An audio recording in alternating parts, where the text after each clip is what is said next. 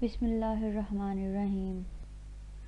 Assalamu alaikum dear students. I'm Shumaila Khalid, lecturer psychology from Government Training College for the Teachers of Balai, Lahore, which is affiliated from the University of Education. We are studying the course Production of Resource Material of Class B8 Honours Special Education 5th semester, and the course code is SPED 3160. हम unit number 3 कर रहे हैं जिसका नाम है principles and procedures of visual material.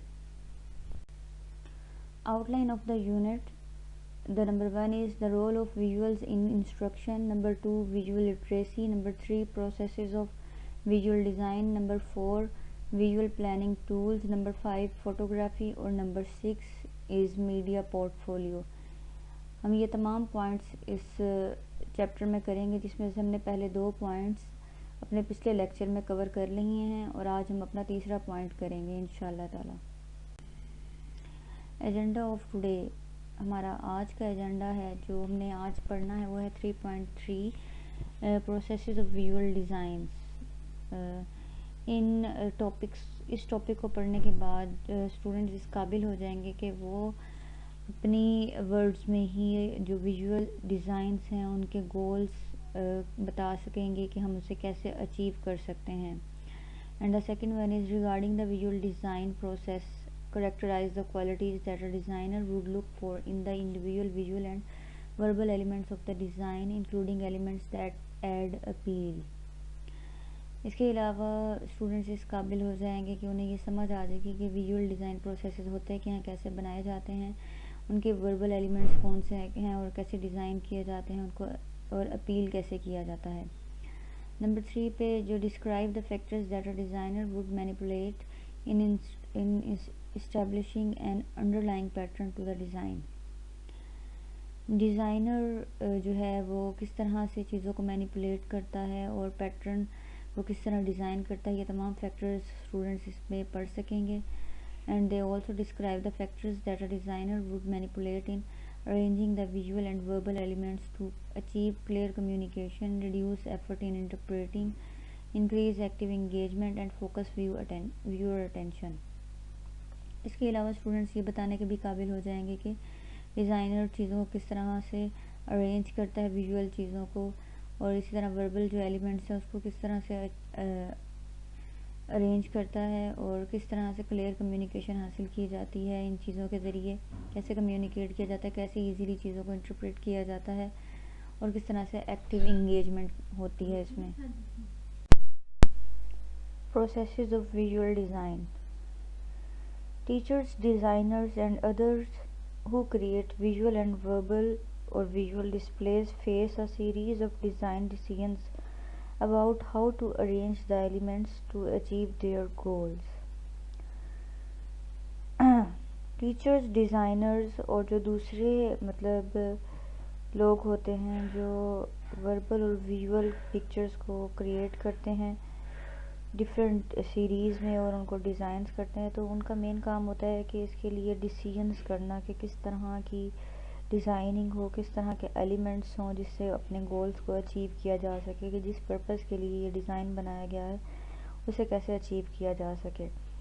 तो ये जो तमाम एलिमेंट्स और डिज़ाइनिंग वगैरह जो की जाती है कुछ किसी भी पिक्चर को बनाने के लिए, तो बेसिकली इसके पीछे इन चीज़ों को हम कहते हैं प्रोसेसेस। और ये प्रोसेसेस ऑफ विजुअल डिज़ाइन है, मतलब चीज़ों को डिज़ाइन करने के लिए किन किन चीज़ों को ख्याल रखा जाता है, किस तरीके से चीज़ों को डिज़ाइन किया जाए, वो बेशक रिटन पैटर्न हो या वो विजुअली कोई पिक्चर हो, ईच एंड एवरीथिंग किस तरह से डिज़ाइन की जाए। तो we will group these decisions into 3 sets. इन 3 ये जो डिसीजंस हमने लेने हैं इनको 3 सेट्स में डिवाइड किया जाता है। इसमें सबसे पहले है एलिमेंट्स, नंबर 2 पे है पैटर्न और नंबर 3 पे है अरेंजमेंट। अब हम एलिमेंट्स देख लेते हैं कि एलिमेंट्स क्या होते हैं। Selecting and assembling the verbal और visual elements to incorporate into the display. हमने ऐसे वर्बल और विजुअल एलिमेंट्स सिलेक्ट करने हैं और इकट्ठे करने हैं जो हमारे जो डिस्प्ले में इनकॉर्पोरेट करें हमारे लिए एक अच्छी पिक्चर को डिपिक्ट करें। नंबर 2 पे हम पैटर्न देखेंगे। पैटर्न बेसिकली है choosing N underlying pattern for the elements of the display. अब हमने ये देखना है कि कौन से पैटर्न पे वो एलिमेंट्स विजुअल और वर्बल एलिमेंट्स डाले जाएं जिस पे वो पिक्चर डिस्प्ले की जाए। ऐसी कौन सा पैटर्न होना चाहिए, किस पैटर्न पे ये चीज़ बनाई जाए। नंबर 3 पे है arrangement, arranging the individual elements with in the underlying pattern. अब जो आप लोगों ने पहले हमने एलिमेंट्स उसके देख लिए कि चीज़ों को कैसे पहले सिलेक्ट कैसे करना है, फिर उसको एक पैटर्न पे किस तरह से लेके आना है, उसके लिए पैटर्न कौन सा हो, और उसके बाद जो सारी चीज़ें इकट्ठी हो गई अब उनको अरेंज करना है कि किस तरह से कौन सी चीज़ पहले आएगी फिर कौन सी बाद में आएगी। फुली अरेंजमेंट के साथ उसको मुकम्मल करना है।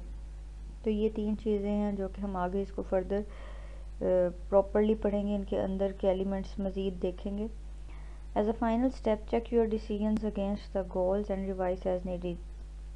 फाइनली जब आप ये 3 काम कर लेंगे तो फाइनली फिर आप चेक करेंगे कि जो आप चीज़ बना रहे थे या जो आपका गोल था क्या वो अचीव हो गया या उसमें कोई अमेंडमेंट की ज़रूरत है। सबसे पहले हम एलिमेंट्स देख लेते हैं। Designing a visual display begins by gathering or producing the individual pictorial and text elements that you expect to use in the display. सबसे पहले एक आप जो विजुअल डिस्प्ले डिज़ाइन करते हैं, ठीक है, उसकी बिगनिंग होती है कि किस तरह से हमने उसे डिज़ाइन करना है। तो उसके लिए आप चीज़ें इकट्ठा करना शुरू करते हैं कि उसके लिए हमें क्या क्या चीज़ें चाहिए, क्या क्या चीज़ हमें प्रोड्यूस करनी है, बनानी पड़ेगी किसी पिक्चर को बनाने के लिए, या फिर कोई टेक्स्ट अगर आपने लिखना है ये उसको बनाना है तो उसके लिए हमें क्या क्या चाहिए। तो वो सारी चीज़ें पहले आप इकट्ठी करेंगे। इन सिलेक्टिंग और producing the pictorial and text elements you will want to make your choices based on achieving the visual design goals. जब आप पिक्टोरियल और टेक्स्ट एलिमेंट्स के लिए सिलेक्शन और प्रोड्यूस कर रहे होते हैं या पिक्चर्स प्रोड्यूस कर रहे होते हैं तो उसमें सबसे मेन चीज़ है आपकी अपनी चॉइस, और उन चॉइसेस की बेस पे आप किस तरह से जो विजुअल आप पिक्टोरियल व्यू बनाने लगे हैं या कोई टेक्स्ट आप लिखने लगे हैं तो उसको जो डिज़ाइन करना है उसके ज़रिए अचीव होगा जो चीज़ आप चूज़ करेंगे। आपका जो गोल है डिज़ाइनिंग का, विजुअल डिज़ाइनिंग का, वो आपकी चॉइसेस पे बेस करेगा। Ensuring legibility, helping viewers to quickly see your messages, getting viewers actively engaged with your message and focusing attention on key points. अब आपकी चॉइसेस में क्या क्या चीज़ें शामिल हो सकती हैं। लेजिबिलिटी मतलब आपकी अंडरस्टैंडिंग, आप जो चीज़ बनाने लगे हैं उसके मुतालिक आपको मुकम्मल तौर पर अंडरस्टैंडिंग है कि नहीं। इसी तरह आप किस तरह से क्विकली दूसरों के मैसेजेस को देखते हैं और हेल्प उस वहाँ से हेल्प लेते हैं, और इसी तरह आप दूसरों की जो है मैसेजेस के लिए या अपने मैसेजेस के लिए किस तरह दूसरों से एक्टिवली इंगेजमेंट लेते हैं। ठीक है, मतलब अब आप जो चीज़ बनाने लगे हैं अब आपने ये देखना है कि उससे मुकम्मल तौर पे दूसरे पर्सन को अंडरस्टैंडिंग भी आए और जो देखने वाला है वो उस चीज़ को लेके उस पर क्विकली रिस्पॉन्ड करे, उस काम में फुली इंगेज हो जाए। जो चीज़ आपने बनाई है उस पर वो फुली इंगेज हो, उस अटेंटिवली उस चीज़ को देखे। तो ये फोकस करे आपकी पिक्चर पे जो आपने बनाई है। आपने ये मेन चीज़ें माइंड में रखनी होती हैं कोई भी चीज़ डिज़ाइन करने के लिए कि दूसरे लोगों का क्या उसके आगे रिस्पॉन्स होना चाहिए। Here are grouped the following design suggestions according to the various elements or components of the display. अब अगर हमने कोई डिस्प्ले बनाना है या कोई हमने विजुअल डिज़ाइन करनी है चीज़ तो उसके लिए भी आगे कुछ कंपोनेंट्स मौजूद हैं जिसमें हमें क्या क्या देखना चाहिए। द विजुअल एलिमेंट्स हमने देखने हैं, मतलब choosing the type of visual, हमने सबसे पहले चूज़ करनी है कि हमें चीज़ किस तरह की बनानी है।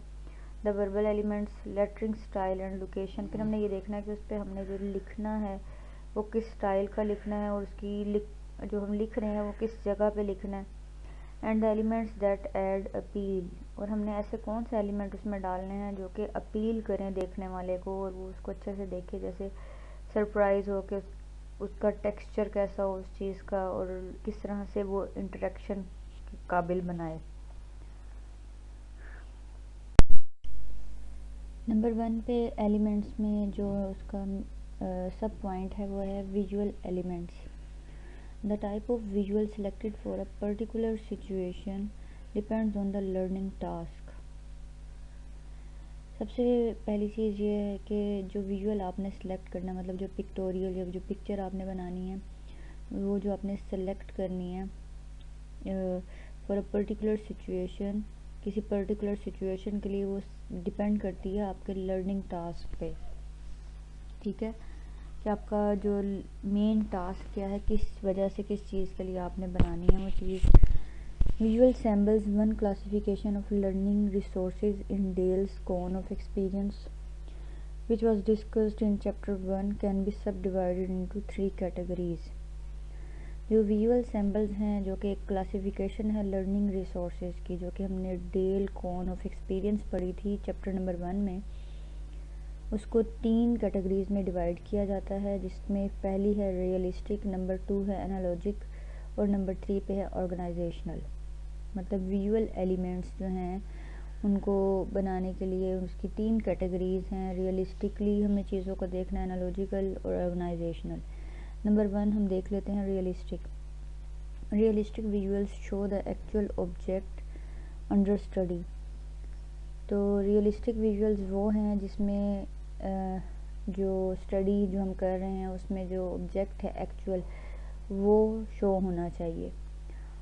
Using realistic colour can heighten the degree of realism. This is one of the major instructional purposes that colour serves. No representation of course is totally realistic. Basically अब आपने जो पिक्चर बनानी है उसको इस तरह से बनाना है कि वो ऐसे लगे जैसे वो रियल है, रियल ऑब्जेक्ट है, उसमें ऐसे वो शो, मतलब उसमें कलरिंग डालें। जो कलर्स हैं बेसिकली वो ये सर्व करते हैं कि जी ये वाकई कोई एक्चुअल चीज़ है। ब्लैक एंड वाइट और कलर्ड पिक्चर में यही फ़र्क होता है। ब्लैक एंड वाइट पिक्चर ऐसा लगता है ये, मतलब उसमें चीज़ें विजिबल नहीं हो रही होती प्रॉपरली, लेकिन जो कलर्ड पिक्चर्स हैं उसमें चीज़ें प्रॉपरली विजिबल होती हैं कि कौन सी चीज़ क्या है, किस तरह से है। तो कलर्स का यूज़ करें ताकि उसमें रियलिटी आए, ये चीज़ रियलिस्टिक के करीब करीब हो जाए। One might be inclined to conclude that effective communication is always best served by the realistic visual available। इसी तरह अक्सर लोगों का मानना है और ये कंक्लूजन भी है कि जो इफ़ेक्टिव कम्युनिकेशन होती है, जब हम कुछ कम्युनिकेट करते हैं, लेक्चर कम्युनिकेट करते हैं, तो वो उस तरह से अच्छे तरीके से कन्वे हो सकता है जब वो रियलिस्टिक विजुअल्स उसके सामने पेश किए जाएं। मतलब रियलिस्टिक चीज़ें सामने हों तो वो जो लेक्चर है वो ज़्यादा अच्छा डिलीवर होगा और ज़्यादा अच्छा कम्युनिकेट करेगा। After all the more realistic a visual is the closer it is to the original. जितनी कोई चीज़ रियलिस्टिक होगी उतनी वो ओरिजिनल के करीब तर लगेगी, वो ऐसे लगेगा जैसे ये वाकई ओरिजिनल हो। This however is not necessarily so. ज़रूरी नहीं है ऐसा हमेशा हो। अच्छा जी, नंबर 2 पे है एनालॉजिक। अब अभी हम विजुअल एलिमेंट्स वगैरह एलिमेंट्स देख रहे थे, जिसमें सबसे पहले हमने विजुअल एलिमेंट देखा कि क्या क्या होना चाहिए पिक्चर में, जिसमें हमने ये देखा जी वो रियलिटी के करीब हो विजुअल एलिमेंट्स में। अब हम एनालॉजिक देखते हैं। Analogic visuals convey a concept और topic by showing something else and implying a similarity. Analogic visual जो होती है वैसी होती है जिसमें कोई कॉन्सेप्ट नज़र आए कि हाँ जी जो पिक्चर बनाई है इसके पीछे कोई कॉन्सेप्ट मौजूद है, जिसमें हमें पता चले हाँ जी ये वाकई ही इस टॉपिक को डिपिक्ट कर रहा है, उससे रिलेटेड सिमिलैरिटी पाई जानी चाहिए उस विजुअल में। मतलब जो आज आपको लेक्चर पढ़ाया जाने लगा हो या कोई चीज़ आपको कन्वे की जाने लगी हो, तो आपको जो पिक्चर दिखाई जाए उसको देखते ही आपको पता चल जाए कि इसका टॉपिक ये था या ये है। Teaching about electricity flow by showing water flowing in series and parallel pipes is an example of using analogic visuals। इसी तरह यहाँ पे एग्जांपल दी हुई है कि जब इलेक्ट्रिसिटी के बारे में, उसके फ़्लो के बारे में पढ़ाया जाता है तो उसमें वाटर फ्लोइंग इन सीरीज़ और पैरेलल पाइप्स दिखाए जाते हैं। तो मतलब पानी के ज़रिए भी इलेक्ट्रिसिटी बनती है, और जो इसके अलावा वाटर के ज़रिए ये भी शो करवाया जाता है कि किस तरह जो इलेक्ट्रिसिटी मूव करती है, ठीक है, एक वायर से दूसरे वायर की तरफ किस तरह से वो फ्लो करती है, तो वो वाटर के ज़रिए दिखाया जाता है। तो इस तरह से चीज़ का कॉन्सेप्ट क्लियर हो सके। नंबर 3 जो है इसमें ऑर्गेनाइजेशनल विजुअल एलिमेंट्स में ऑर्गेनाइजेशनल है नंबर 3 पे। Organisational visuals include flow charts, graphs, maps, schematics and classification charts. Basically इसमें चीज़ों को ऑर्गेनाइज्ड वे में दिखाया जाता है, जैसे कि फ़्लो चार्ट्स हैं, कोई ग्राफ है, कोई मैप है, क्लासिफिकेशन चार्ट्स वगैरह हैं। इसमें चीज़ों को एक फ़्लो में, एक प्रॉपरली ऑर्गेनाइज्ड वे में दिखाया जाता है कि ये चीज़ इस तरह से है। तो ये बेसिकली ऑर्गेनाइजेशन है। अब हम आ जाते हैं अपने नंबर 2 पॉइंट पे। पहले हमने विजुअल एलिमेंट्स देखे, अब हम वर्बल एलिमेंट्स देखेंगे। Most displays incorporate some type of verbal information in addition to visuals. In evaluating a display for its instructional potential or in preparing your own display, you need to consider the lettering as carefully as you consider the pictorial elements, for it can communicate powerfully too. इसमें basically ये बात की गई है कि जिस तरह से कोई पिक्टोरियल व्यू बनाई जाती है, कोई पिक्चर डिस्प्ले की जाती है, तो उसमें वर्बल इंफॉर्मेशन जो है वो भी बहुत ज़्यादा ज़रूरी होती है और बहुत अहमियत रखती है विजुअल्स में। आपके सामने जस्ट एक पिक्चर रख दी, उससे आपको कॉन्सेप्ट तो मिल रहा है, लेकिन हो सकता है आप उसका कॉन्सेप्ट समटाइम ऑपोजिट भी ले सकते हैं। तो उसके साथ आपको लेटरिंग की ज़रूरत है, या तो राइट अप करके लिखा गया हो कि ये इसका टॉपिक ये है, और नीचे फिर उसकी पिक्चर बनाई हुई हो। तो जो वर्बल इंफॉर्मेशन है वो भी बहुत ज़रूरी है इसके साथ साथ। अब हम इसमें जो हमने वर्बल अपनी एलिमेंट्स देखे हैं, उसमें हम सबसे पहले जो एलिमेंट इसमें देखेंगे वो है लेटर स्टाइल, मतलब लिखने का स्टाइल कैसा हो। The style of the lettering should be consistent and should harmonise with the other elements of the visual.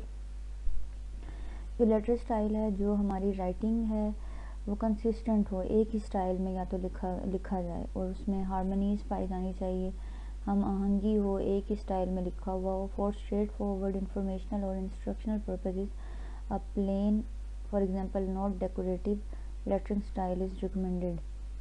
जब कोई इंस्ट्रक्शन देनी है या कोई इंफॉर्मेशन देनी है तो स्ट्रेट और प्लेन राइटिंग लिखी जाए, मतलब उसको डेकोरेशन फॉर्म में मत लिखा जाए। तो इस तरह की लेटरिंग जो है वो प्रेफरेबल होती है। ये एक एग्जांपल है। अब नंबर 2 हम देख लेते हैं। इसमें जो विजुअल हमारे पास या वर्बल एलिमेंट्स हैं, वर्बल एलिमेंट्स में पहले हमने लेटर स्टाइल देखा, अब number of lettering styles. A display or a series of related visuals such as a slide series should use no more than 2 different type styles and these should harmonize with each other.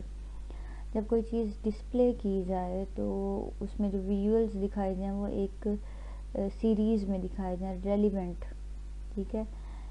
मतलब आप एक slide बनाते हैं, जो slide की जो series हैं वो ज़्यादा डिफरेंट ना हो। मतलब मेरी अगर ये स्लाइड्स बनी हुई हैं तो एक ही स्टाइल में आ रही हैं, ऐसा नहीं है कि पिछली स्लाइड किसी और स्टाइल की थी, अगली किसी और, अगली किसी और। मतलब आप एक सिमेट्री रखें।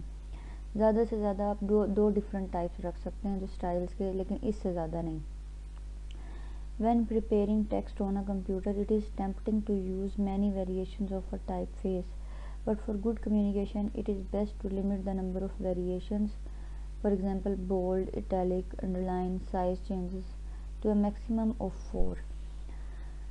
बेसिकली वो ये बात कर रहे हैं कि जब हम कंप्यूटर पे अपना टेक्स्ट लिखते हैं, जैसे हम वर्ड की फ़ाइल बनाते हैं, उसमें हम कुछ लिखते हैं, राइट अप करते हैं, तो हमारे सामने बहुत सारे ऑप्शंस मौजूद होते हैं कि हम इस तरह से भी लिख सकते हैं, ये राइटिंग, ये कलर, ये स्टाइल, डिफरेंट हमारे पास उसमें चीज़ें मौजूद होती हैं चेंजिंग्स के लिए। तो हमें मैक्सिमम जो है 4 चेंजिंग्स मतलब हम कर सकते हैं, जो वेरिएशंस, लेकिन ज़्यादा नहीं हमें वेरिएशंस लानी चाहिए। मतलब जब आप टाइप करते हो तो साइज़ और चीज़ों को अंडरलाइन करना, इटैलिक करना, बोल्ड, बस ये 4 चीज़ों का आप इस्तेमाल करें, इससे ज़्यादा नहीं। फॉर एग्ज़ाम्पल कोई हेडिंग है तो हम उसका साइज़ बड़ा लिख सकते हैं, बाकी अंदर का जो फॉन्ट है वो एक ही साइज़ का रखा जाए। इसी तरह कुछ जगह जहाँ पे किसी चीज़ को आपने शो करना है कि ये इंपॉर्टेंट है, या उसे अंडरलाइन कर दिया जाए, उसे बोल्ड कर दिया जाए, italic, it depends upon you. तो इस तरह से ये चीज़ यूज़ की जा सकती है, लेकिन इससे ज़्यादा आप मत यूज़ करें। That is you could use 2 different type sizes plus some italics and some underlining, और 3 different type sizes plus bold for emphasis. ये वही बात की जो भी मैंने आप लोगों को बताई। वर्बल एलिमेंट्स में अब हम देखते हैं Capitals. For best legibility, use lowercase letters, adding capitals only where normally required. Short headlines may appear in all capitals, but phrases of more than 3 words and full sentences should follow the rule of lowercase lettering.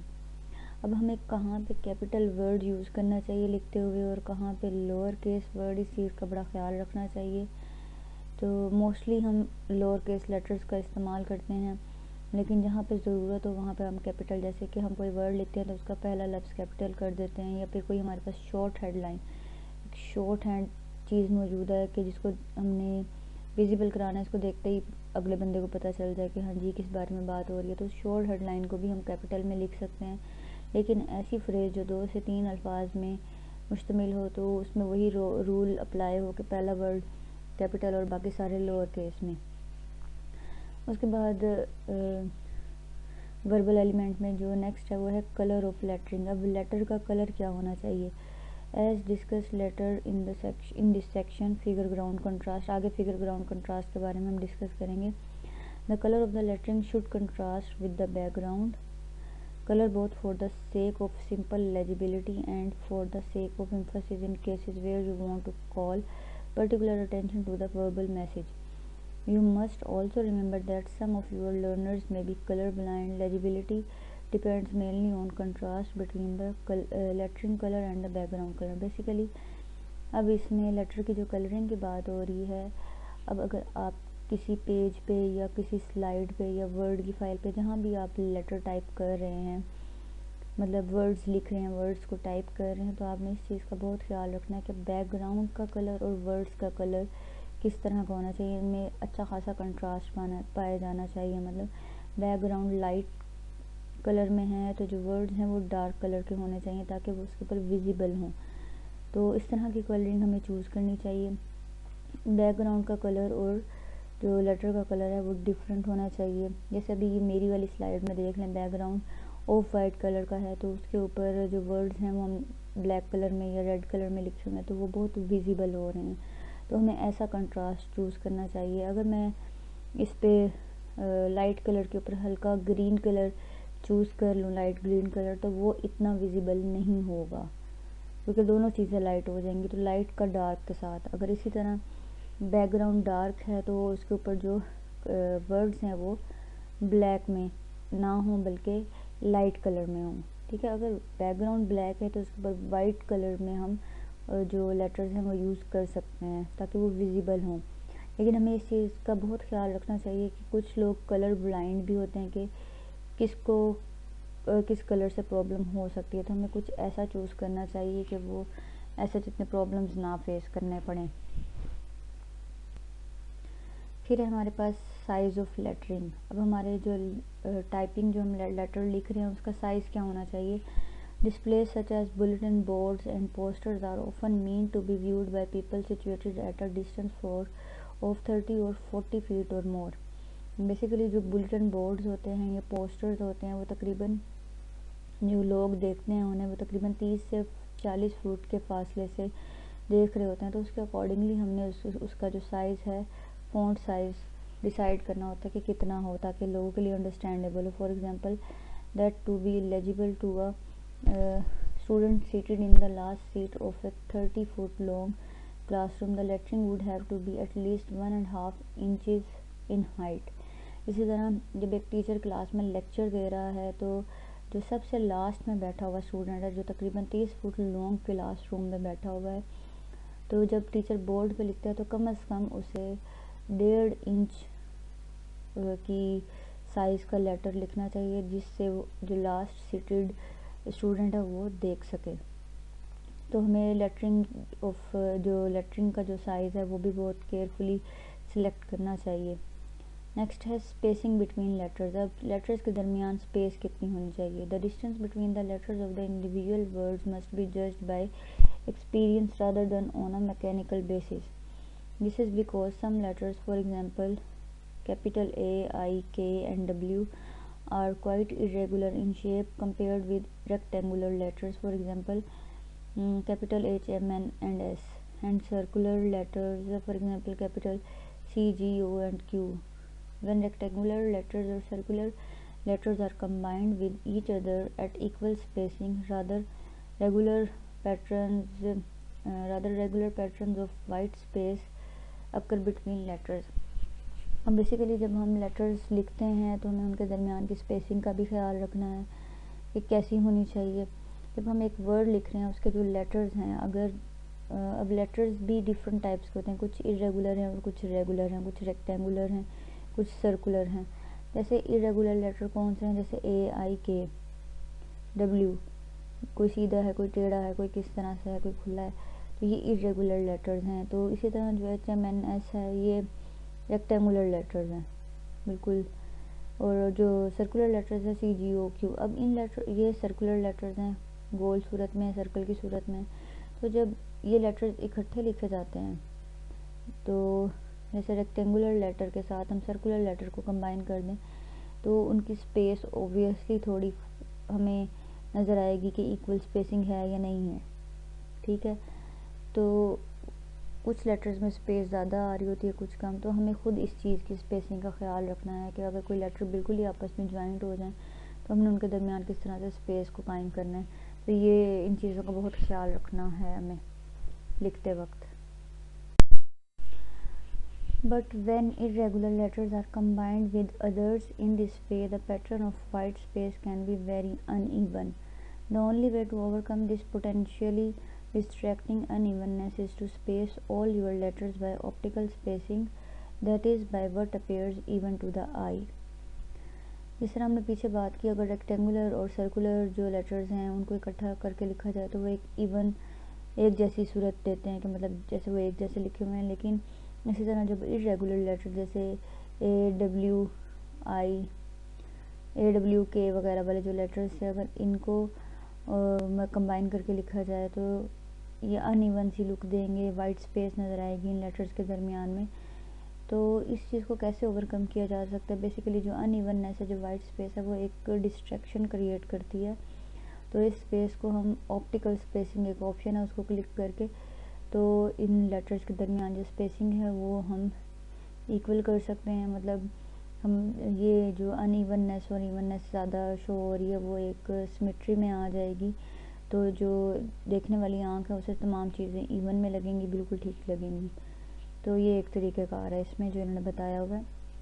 Next हम देखते हैं verbal elements में spacing between lines. अब lines के दरमियान space कैसी होनी चाहिए।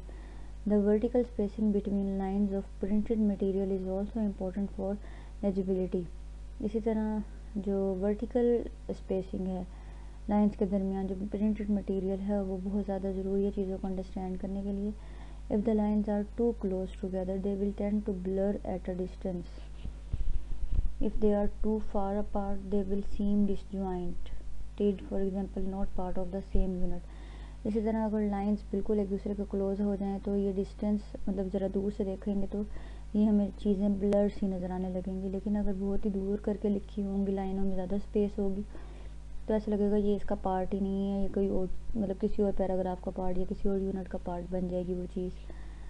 तो चीज़ों को एक अकॉर्डिंग टू स्पेसिंग जो है उनकी बिटवीन लाइंस प्रॉपरली होनी चाहिए।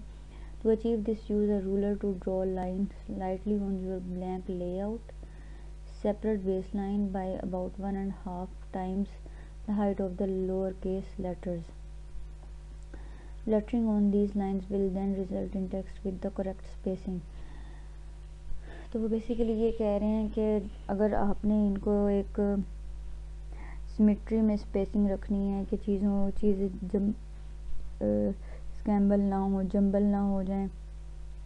इसके लिए ज़रूरी है कि आप ऐसा करें कि एक ब्लैंक लेआउट पे रूलर से लाइंस को ड्रॉ कर लें।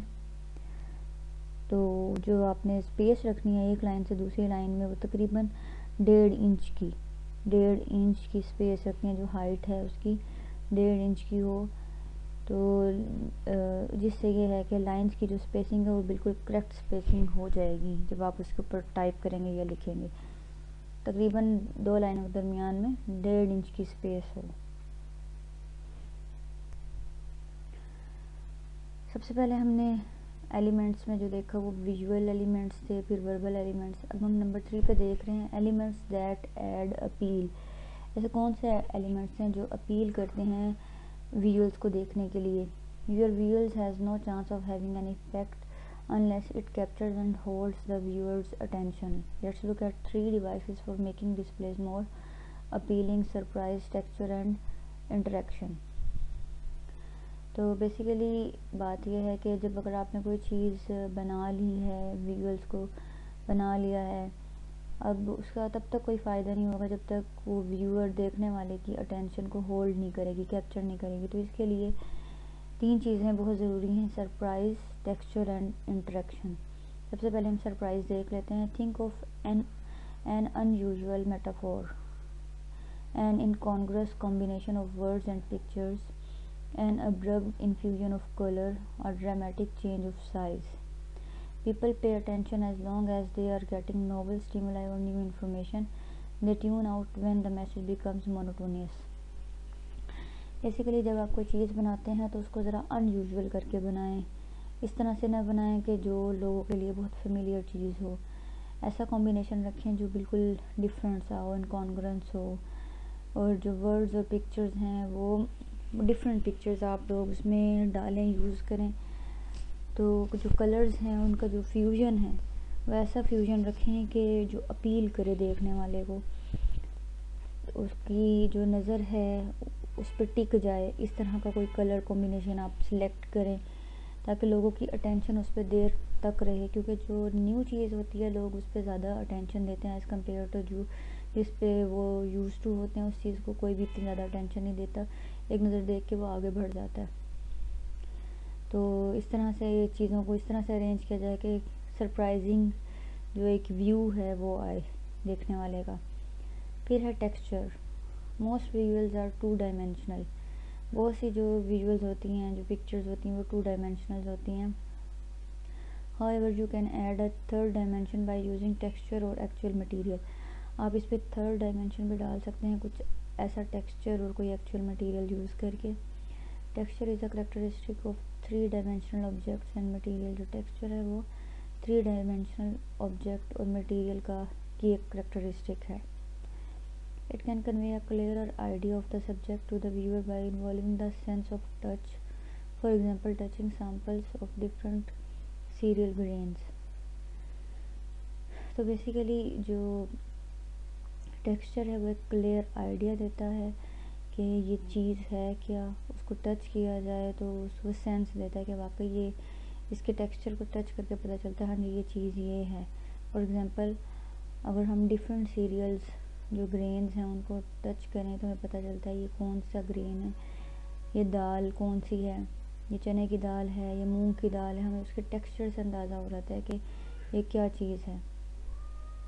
और texture can simply invite involvement, for example using cotton balls to represent clouds.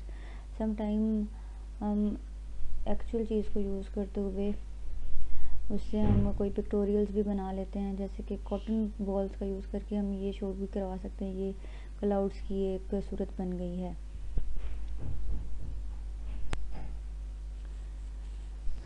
Next point हमारा है इंटरेक्शन। अब इंटरेक्शन में यह है the R of the ASSURE model require learner participation.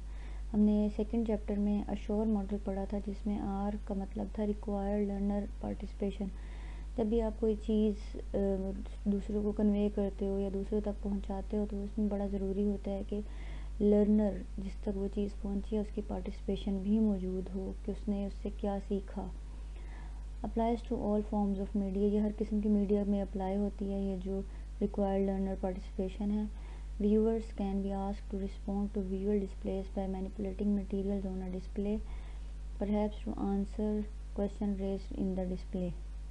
जो व्यूअर्स हैं, देखने वाले, वो ज़रूर उस पर रिस्पॉन्ड करें जो चीज़ वो देख रहे हैं, वो कैसे बनी, क्या बनी, या उनके माइंड में कोई क्वेश्चन या आंसर जो भी आता है, रेज होता है, वो ज़रूर इस बारे में करें। तो एक इंटरेक्शन बहुत ज़रूरी होता है।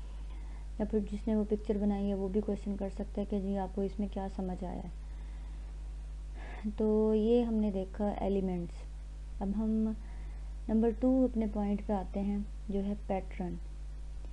अब किसी भी विजुअल को बनाने का पैटर्न कैसा होना चाहिए। पहले हमने एलिमेंट्स देख लिए कि उसमें कौन कौन से एलिमेंट्स होने चाहिए, अब हम उसका पैटर्न देखेंगे। Having made tentative decisions about what elements to include in your visual display, you are ready to consider its overall look. जब आप एक टेंटेटिव डिसीजंस कर लेते हैं कि जी आप जो चीज़ बनाने लगे हैं उसके एलिमेंट्स किस किस तरह के होने चाहिए, तो अब आपके माइंड में एक उसकी तस्वीर सी बनने लग जाती है, रेडी हो जाती है। The idea is to establish an underlying pattern. अब आपके माइंड में ये आइडिया डेवलप होता है कि उसको किस पैटर्न पे बनाया जाए। To decide how to the viewers eye will flow across your display. अब आप ये सोचते हैं कि डिसाइड करते हैं कि देखने वाले की आँख आपके डिस्प्ले पे किस तरह से रुकेगी या किस तरह से पास आउट होगी, किस पैटर्न पे आपको वो चीज़ को डिस्प्ले करना है। The major factors that affect the overall look are alignment of elements, shape, balance, style, colour scheme and colour appeal. इन सब चीज़ों के लिए ये जो व्यूअर की आई जो है डिस्प्ले पे रुके या फ्लो कर जाए, इन चीज़ों के लिए ज़रूरी है कि हमें इन फैक्टर्स को ज़रूर देखना है। जो पैटर्न्स हैं जिसमें अलाइनमेंट ऑफ एलिमेंट्स, शेप कैसी हो, बैलेंस कैसा हो, style, colour scheme and colour appeal, ये तमाम चीज़ें हम आगे डिस्कस करते हैं कि इस पैटर्न पे विजुअल बनाया जाए। पैटर्न में हम नंबर 1 पे देखते हैं अलाइनमेंट, विजुअल्स की अलाइनमेंट कैसी हो। When you position to the primary elements within a display so that they have a clear visual relationship to each other, viewers expend little effort making sense out of what they are seeing and are free to concentrate on understanding the message being conveyed. The most effective way to establish such visual relationship is to use alignment. जब भी आप किसी चीज़ को display करते हैं, जो उसके primary elements हैं, जो उसकी पोजीशन है उस चीज़ की जो आप डिस्प्ले करते हैं, वो बिल्कुल क्लियर होनी चाहिए। उसका जो विजुअल जो है रिलेशनशिप वो बहुत क्लियर होना चाहिए चीज़ों का एक दूसरे के साथ, ताकि जो देखने वाला है उसको मुश्किल पेश ना आए कि वो क्या देख रहा है, वो फौरी तौर पे समझ जाए कि ये चीज़ क्या डिस्क्राइब कर रही है, उसको ज़्यादा कंसंट्रेशन ना लगानी पड़े और उसके लिए वो चीज़ अंडरस्टैंडेबल हो जाए। तो इन सब चीज़ों के लिए ज़रूरी है कि उसकी अलाइनमेंट कैसे की जाए। इन सब चीज़ों के लिए अलाइनमेंट बहुत ज़रूरी है। Viewers will perceive elements to be aligned when the edges of those elements are aligned on the same imaginary horizontal or vertical line. These imaginary lines should be parallel to the edges of the display. Basically जो viewers हैं, जो चीज़ें हैं या जो elements वो perceive कर रहे हैं वो बिल्कुल एक अलाइनमेंट फॉर्म में हो, मतलब चीज़ें आगे पीछे ना हों। जिस तरह हम कोई पेज जिस पे हम राइट अप कर रहे होते हैं, कोई आंसर दे रहे होते हैं किसी क्वेश्चन का, तो हम मार्जिन लाइंस लगाते हैं लेफ़्ट और राइट पे, ताकि जो हमारा मटेरियल है वो सिर्फ एक सेंटर में रहे और एक अलाइनमेंट में आए।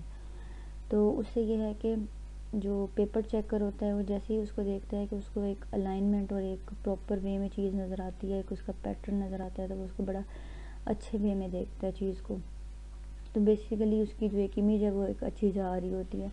तो वही बात यहाँ पे कर रहे हैं, जब आप कोई चीज़ डिस्प्ले करते हो तो उसकी जो अलाइनमेंट है वो प्रॉपरली की जाए, ऊपर नीचे और राइट लेफ़्ट पैरेलल अलाइनमेंट हो एजिस पे, तो इमेजिनरी लाइंस जिसको कहा जाता है वो ड्रॉ की जाए।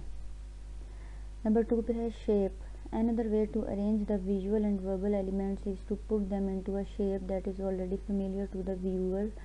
Your aim should be to use a pattern that attracts and focuses attention as effortlessly as possible.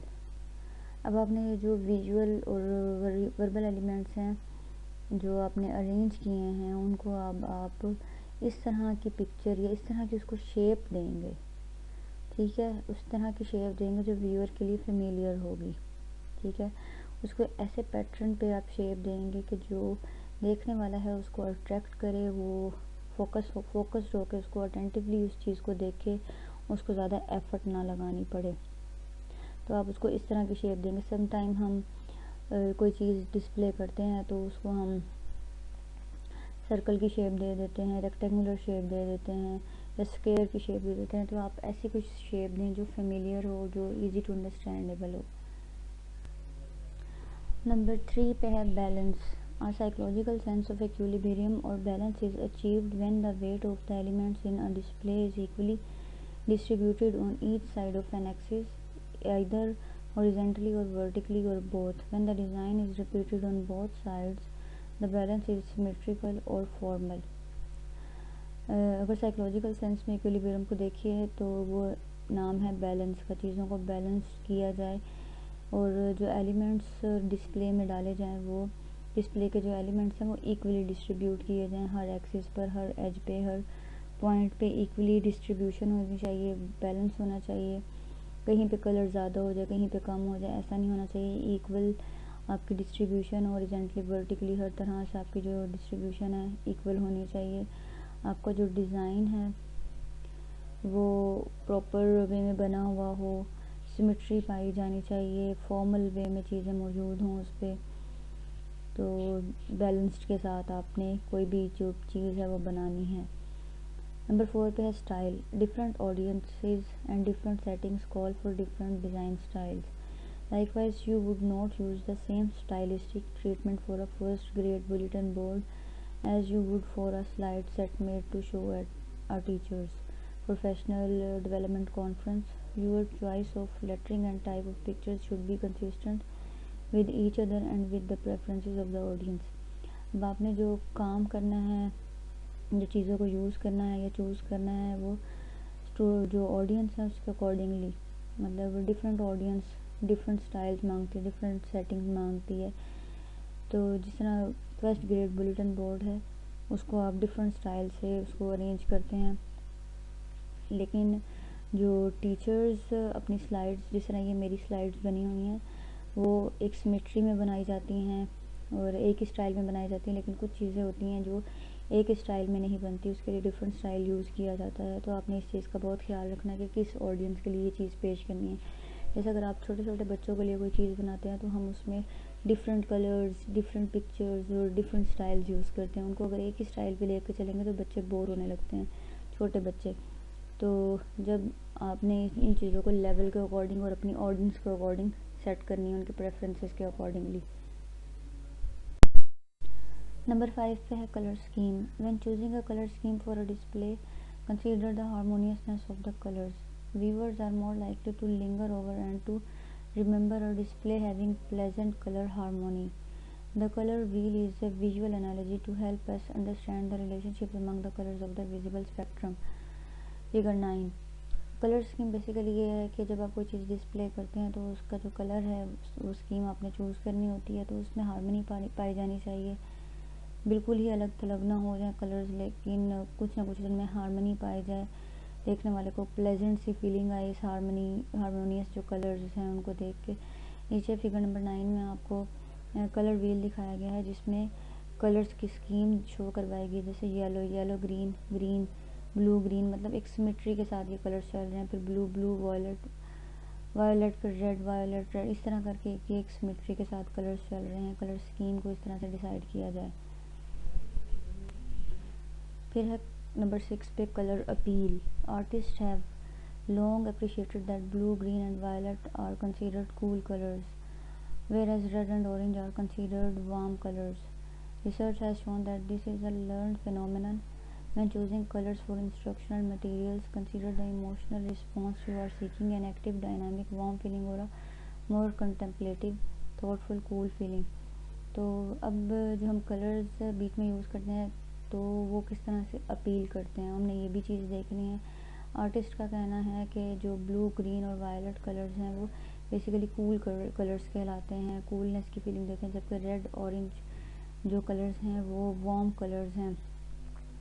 तो रिसर्चर्स शो करवाते हैं कि हमें जो कलर्स हैं वो फिनोमेना के अकॉर्डिंग चूज़ करने चाहिए, कलर्स जो अपील कर सकें, क्योंकि कलर्स बेसिकली हमारे इमोशनल रिस्पॉन्सेस पे भी बेस करते हैं। हम कुछ कलर्स को देख के एक्टिव हो जाते हैं, डायनामिक हो जाते हैं, वार्म हो जाते हैं, कंटेम्पलेटिव, थॉटफुल हमारी फीलिंग्स हो जाती हैं, कूल फीलिंग्स हो जाती हैं। तो कलर भी बहुत ज़्यादा अपील करते हैं, इसलिए कलर कॉम्बिनेशन का सिलेक्शन बहुत सोच समझ के करना चाहिए इसमें पैटर्न्स में। अब हम देखते हैं अरेंजमेंट नंबर 3 पे। नंबर 1 पे हमने एलिमेंट्स देखे, नंबर 2 पे हमने पैटर्न और नंबर 3 पे अब अरेंजमेंट। अरेंजमेंट में सबसे पहले है proximity. Once you have established the overall shape of your display, you will want to arrange the items within that pattern. जब आप अपनी जो शेप है, अपने डिस्प्ले की जो शेप आपने इस्टेब्लिश कर लिया, तो अब उसको आप एक पैटर्न में अरेंज करते हैं। Viewers assume that elements close to each other are related and those that are far apart are unrelated. You can use this principle of proximity by putting related elements close together and moving unrelated elements apart. देखने वालों का ये मानना होता है कि जो elements एक दूसरे के करीब मौजूद होते हैं तो वो बेसिकली वो एक दूसरे का हिस्सा होते हैं, वो एक दूसरे से रिलेट कर रहे होते हैं, जबकि जो दूर एलिमेंट्स होते हैं वो अनरिलेटेड होते हैं, उनका आपस में कोई लिंक नहीं होता। तो हमें ये बेसिकली जो प्रिंसिपल है वो प्रॉक्सिमिटी का प्रिंसिपल है, इसलिए हमें उस पर अमल करते हुए जो एलिमेंट्स रिलेटेड हों उनको करीब रखा जाए और जो अनरिलेटेड हों उन एलिमेंट्स को दूर रखा जाए। तो इस तरह से अरेंजमेंट की जाए प्रॉक्सिमिटी के प्रिंसिपल्स के अकॉर्डिंग। नंबर 2 पे है directionals. Viewers can display with their attention moving from one part to another. जो देखने वाले हैं उनकी अटेंशन एक पार्ट से दूसरे पार्ट की तरफ मूव होती रहती है। The underlying pattern of the elements of the display will be the main determinant of the eye movement pattern, but if you want viewers to read the display in a particular sequence, focus on some particular elements, you can use various other devices called directionals to direct attention. For example, an arrow is an obvious device for directing the viewer's attention. For verbal material, you may emphasize keywords by bold type and use bullets to indicate items in a list. Viewers की जो attention है वो move होती रहती है एक part से दूसरे पार्ट की तरफ, तो इसलिए जो चीज़ें हैं डिस्प्ले, जो एलिमेंट्स इस तरह से डिस्प्ले किए जाएं कि जो उनकी आई मूवमेंट है वो पैटर्न, डिफरेंट पैटर्न की तरफ डायरेक्शनल्स हो, डायरेक्शन उसके लिए कुछ ना कुछ डायरेक्शंस दे दी जाएं, या तो वो एक सीक्वेंस के साथ उनकी जो आई है वो मूव करें एक पार्ट से दूसरे पार्ट की तरफ। इसके लिए डिफरेंट डिवाइसेस यूज़ की जाती हैं, जिसको डायरेक्शनल्स डिवाइसेस कहा जाता है, या जिसको डायरेक्ट अटेंशन की तरफ लेके जाना। फॉर एग्जांपल, जब हमने किसी को किसी तरफ डायरेक्ट करना है तो हम उसके लिए एरो का यूज़ करते हैं। जैसे हम रास्ते में अगर रोड पे जा रहे हैं तो अगर हमें कहीं दाएं बाएं मुड़ना है या सीधा जाना है तो हमें डायरेक्शंस मिलती हैं, एरो लगा हुआ होता है कि लेफ़्ट साइड पे मुड़ जाएं या राइट साइड पे या स्ट्रेट जाएं। इसी तरह कोई डेंजरस प्लेस हो तो वहाँ पे साइन दिया जाता है कि इस साइड पे नहीं जाना आपने, तो वो भी एक डायरेक्शन दी जाती है। तो वो डिफरेंट बैनर्स या डिफरेंट पोस्टर्स के ज़रिए या एरो के ज़रिए, तो ये बेसिकली डायरेक्शंस हैं जो हमें प्रॉपर्ली यूज़ करनी चाहिए। नंबर 3 पे है कलर्ड एलिमेंट्स। वेदर वर्ड्स और images in a monochrome display will also draw the I. Throughout these slides, use colored text on monochrome pages as a way to call attention to topical headings and special features. Further, a color repeated in different parts of a display tends to show a relationship between those parts. तो basically जो colour elements हैं वो भी बहुत अहम role play करते हैं images में। तो कुछ चीज़ें मोनोक्रोम होती हैं, मोनोक्रोम प्ले करती हैं, मतलब एक जैसे कलर्स जो शो हो रहे होते हैं पिक्चर्स में, डिस्प्ले हो रहे होते हैं। जैसे कि ये स्लाइड्स जिसमें जो कलर्स यूज़ किए गए हैं वो मोनोक्रोम है, तो वो ये शो करते हैं जी ये एक ही सिमेट्री में चल रही है। जैसे कि अभी हम इन सब हेडिंग्स की बात कर लें तो ये इटैलिक और बोल्ड में आ रही है, उसमें ये एक ही पार्ट का हिस्सा है। इसी तरह ऊपर जो रेड कलर में हेडिंग चल रही है तो ये बता रही है कि ये मेन हेडिंग है, और ये अंदर का मटेरियल जो इस स्टाइल में चल रहा है, तो इट्स मीन ये मतलब इंटरनल मटेरियल है। ये जो चीज़ें हैं ये एलिमेंट्स शो करते हैं कि ये कौन सा पार्ट किसका है। तो इसी तरह हमें कलर्स भी इसी तरह असाइन करने चाहिए। जैसे ये ज़्यादा डार्क कलर है ब्लैक, ये कम ब्लैक कलर है, वो रेड कलर है, तो ये चीज़ें शो करती हैं कौन सी मेन हेडिंग है, कौन सी सब हेडिंग है और कौन सा इंटरनल मटेरियल है। ये चीज़ें भी बहुत इसमें मैटर कर रही होती हैं। नंबर 4 पे है फिगर ग्राउंड कंट्रास्ट। ये चीज़ हमने पीछे भी डिस्कस की है कि फिगर और ग्राउंड कंट्रास्ट किस तरह होना चाहिए। जो ग्राउंड है आपका बैकग्राउंड जो है, और फिगर जो है, जो फिगर वो है जो आपका सामने चीज़ नज़र आ रही है, और जो उसकी बैक पे नज़र आ रही है वो बैकग्राउंड है। जैसे आप इस स्लाइड्स को देख रहे हैं तो इसमें जो वर्ड्स आपको नज़र आ रहे हैं ये फिगर हैं, और जो इसके बैक पे है वो बैकग्राउंड है। जो चीज़ आपको फर्स्टली नज़र आएगी वो फिगर बन जाती है, और जो बैक पे है वो बैकग्राउंड। तो आपका जो बैकग्राउंड और जो फिगर है वो कंट्रास्ट में हो, ताकि चीज़ों को सही तरीके से देखा जा सके, विजिबल हो जाए। अगर बैकग्राउंड लाइट कलर का है तो आपके जो वर्ड्स हैं वो डार्क कलर के हों, और अगर बैकग्राउंड डार्क कलर का है तो आपके वर्ड्स लाइट कलर में होने चाहिए। नंबर 5 पे है कंसिस्टेंसी। अब चीज़ों में कंसिस्टेंसी पाई जानी चाहिए। If you are planning a series of displays such as a set of overhead transparencies, a multi-page handout, or a series of computer screens, you should be consistent in your arrangement of the elements. As viewers go through the series of images, they begin unconsciously to form a set of rules about where information will appear in your display. जब आप कोई चीज़ plan करते हैं display के लिए तो उसको एक सीरीज़ में बनाया जाए जिसमें एक कंसिस्टेंसी पाई जानी चाहिए। पहले ये चीज़, फिर दूसरे नंबर पे ये चीज़, नंबर 1, नंबर 2, नंबर 3। ऐसा नहीं है कि पहले ही नंबर पे एक चीज़ दिखाई तो अचानक नंबर 10 वाली चीज़ आ जाए। नहीं, एक सिमेट्री के साथ, एक कंसिस्टेंसी के साथ चीज़ों को आगे मूव करना चाहिए ताकि इंफॉर्मेशन प्रॉपर वे में कन्वे हो सके। You enhance consistency when you place similar elements in similar locations, use the same text treatment for headlines, and use the same color scheme throughout the series of displays. यहाँ पे वही बात आ गई कि consistency हम किस तरह से क्रिएट कर सकते हैं। सिमिलर एलिमेंट्स के लिए सिमिलर लोकेशंस यूज़ की जाएं। जैसे कि अब ये जो ऊपर हमारी मेन हेडिंग मौजूद है तो उसके लिए एक ही लोकेशन चूज़ की गई है कि उसे हमने ऊपर ही रखना है, हम मेन हेडिंग को नीचे नहीं लेके आएंगे। तो ये हमारी लोकेशन इसके लिए फ़िक्स है, मतलब एक सिमेट्री चल रही है। तो इस तरह से आपने चीज़ों को एक सिमेट्री में, कंसिस्टेंसी में लेकर चलना होता है। I think that's all for today. Hopefully आपको ये टॉपिक अच्छे से समझ आ गया होगा। इसमें जो हमने चीज़ें देखी हैं प्रोसेसिंग ऑफ विजुअल डिस्प्ले या डिज़ाइन के बारे में, जिसमें हमने एलिमेंट्स के बारे में पढ़ा, पैटर्न के बारे में पढ़ा कि किस तरह के पैटर्न पे चीज़ों को डिस्प्ले करना चाहिए, विजुअल्स को बनाना चाहिए, फॉर्म करना चाहिए, और इस तरह एंड में हमने अरेंजमेंट्स पढ़ी इसकी। तो ये तमाम इसके विजुअल डिस्प्ले के, विजुअल डिज़ाइन के प्रोसेसेस हैं जिस पे हम अमल करते हुए अपने डिस्प्ले को हमें या अपने डिज़ाइन, हमने अपने विजुअल्स को डिज़ाइन करना होता है ताकि जो व्यूअर्स हैं वो अपील हों इन चीज़ों को देखने में, और इससे उनको बेहतर अंडरस्टैंडिंग डेवलप हो।